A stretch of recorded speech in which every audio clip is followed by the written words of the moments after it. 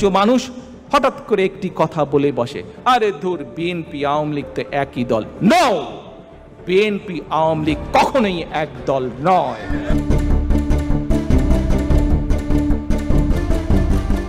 আসন্ন ত্রয়োদশ জাতীয় সংসদ নির্বাচনে অংশগ্রহণের ঘোষণা দিয়েছে বাংলাদেশ জাতীয়তাবাদী দল বিএনপি। দলের ভারপ্রাপ্ত চেয়ারম্যান তারেক রহমান লন্ডন থেকেই অনলাইনে বার্তা জানিয়েছেন, জনগণের ভোটের অধিকার পুনঃপ্রতিষ্ঠায় বিএনপি এবার মাঠে নামবে পূর্ণ প্রস্তুতি নিয়ে। আমার হাতকে আপনি শক্তিশালী করুন, আমাকে সহযোগিতা করুন, যাতে আমি আপনার ভোটের অধিকার প্রতিষ্ঠা করতে পারি। এই ঘোষণার মধ্য দিয়ে দেশের রাজনৈতিক অঙ্গনে নতুন আলোচনার জন্ম দিয়েছেন তিনি। তারেক রহমান স্বাধীন বাংলাদেশের প্রথম রাষ্ট্রপতি ও বিএনপির প্রতিষ্ঠাতা শহীদ জিয়াউর রহমানের বড় ছেলে। শৈশব থেকেই রাজনৈতিক মনস্ক এই নেতার রাজনীতিতে আনুষ্ঠানিক প্রবেশ 2001 সালের জাতীয় সংসদ নির্বাচনের সময়, যখন বিএনপি ক্ষমতায় আসে এবং তিনি দলের সিনিয়র যুগ্ম মহাসচিব হিসেবে সংগঠনকে নতুনভাবে ঢেলে সাজানোর দায়িত্ব নেন।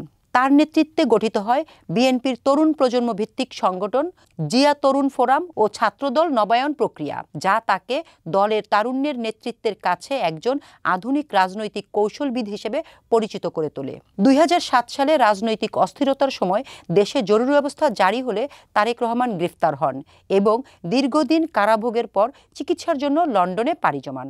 সেখানে থেকে তিনি দলের ভারপ্রাপ্ত চেয়ারম্যান হিসেবে দায়িত্ব পালন করছেন।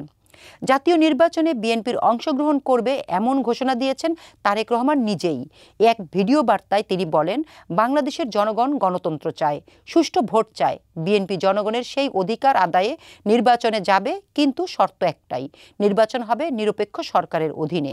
আসন্ন ত্রয়োদশ জাতীয় সংসদ নির্বাচন সামনে রেখে 237 আসনে প্রার্থীদের প্রাথমিক নামের তালিকা ঘোষণা করেছে বিএনপি। 3 নভেম্বর এক সংবাদ সম্মেলনে চূড়ান্ত প্রার্থীদের নাম পড়ে শোনান দলের মহাসচিব মির্জা ফখরুল ইসলাম আলমগীর।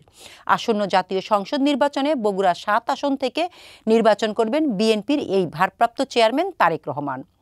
দলের নীতি নির্ধারকরা জানিয়েছেন, তারেক রহমান নির্বাচনী প্রার্থী হিসেবে লন্ডন থেকেই নির্বাচনী প্রচারণা ও কৌশলগত নেতৃত্ব দেবে। বিশ্লেষকরা মনে করছেন, তারেক রহমানের এই ঘোষণায় বিএনপির রাজনৈতিক পুনরুত্থানের সম্ভাবনা তৈরি হয়েছে। অনেক বছর পর ভোটের রাজনীতিতে ফিরলে দলটি মাঠ পর্যায়ে নতুন উদ্দাম পাবে। তবে নির্বাচন কমিশনের নিরপেক্ষতা ও সরকারের ভূমিকা নিয়ে এখনও মূল প্রশ্ন। তারেক রহমানের নেতৃত্বে বিএনপির নতুন এই নির্বাচনী যাত্রা কতটা সফল হবে তা সময় বলে দেবে।